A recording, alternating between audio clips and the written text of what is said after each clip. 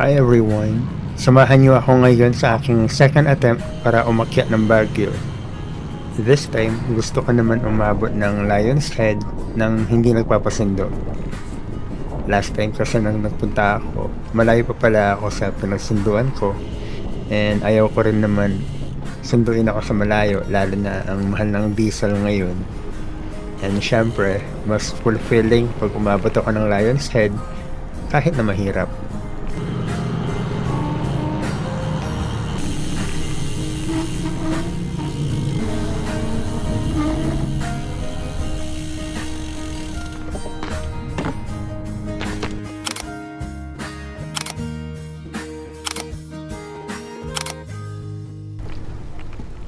Wala akong masyadong preparation para sa ride na to, pero bumili lang ako ng mas malaking saddle bag para sa damit ko, mga tools, and ginamit ko na rin yung hydration bag ko para mas madalas akong makainom, kumain ng maayos before pa magutom, and also mag-stretching for every road breaks.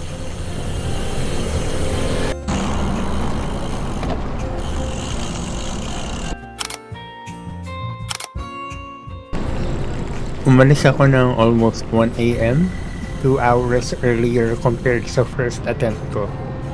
Naisip ko rin kasi dati na naging factor din sa pagkalaspag ko ang sobrang init. And mas naging aware din ako sa mileage ko at pinipilit ko uminom every 5 kilometers.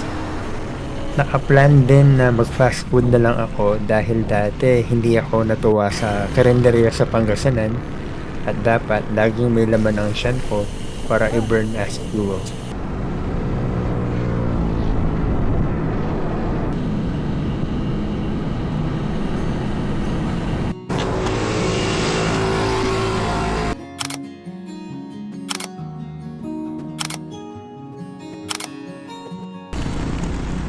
Overall, maganda naman ang lahat ng dinaanan ko.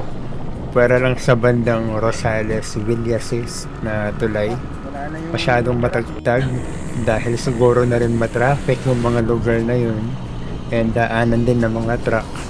At feeling ko, isa yun sa mga reason ng pagka-aberya ko at the latter part of the ride. Dahil nag-crack yung cyclocomputer mount ko, napansin ko na lang kasi na bumababa ang drop bar ko and nakakailang breaks din ako para lang maghigpit ng tornilyo. Ginawan ko na lang ng paraan para magamit ko ang camera lalo na pag nasa Cannon Road na ako.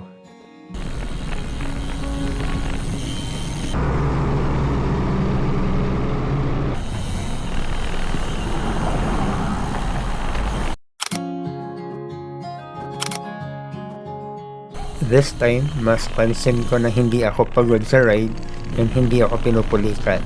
Dahil na rin siguro mas frequent ang hydration ko and sa stretching.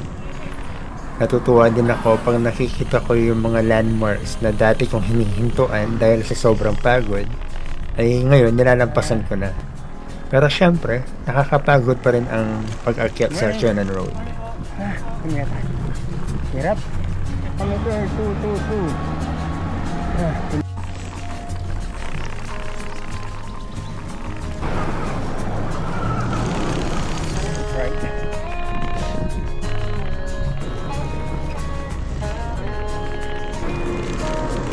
Shit.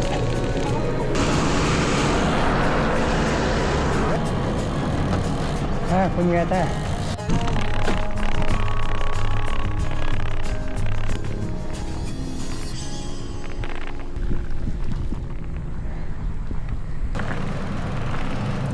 Pwede ba picture?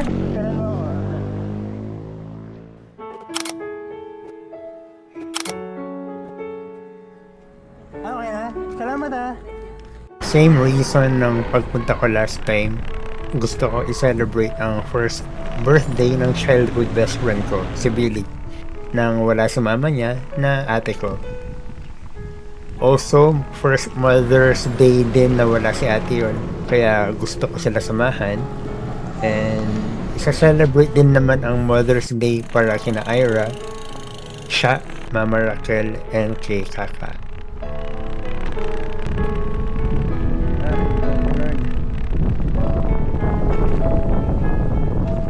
Overall, masaya ako sa second bike ride ko going to Baguio. Rewarding pa rin sa akin ang ride dahil nakita ko ang family ko, na-celebrate ng life, nakakilala din ng ibang cyclists along the way, umabot ng destination ng walang major issues, and napaka-refreshing pa rin makita and maramdaman ang weather ng hometown ko. Uulitin ko pa ba to? Oo naman. Thank you.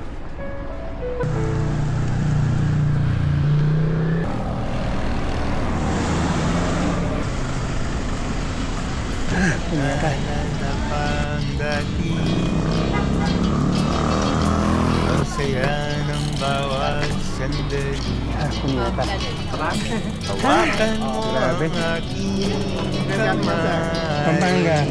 Tayo ay maglalakbay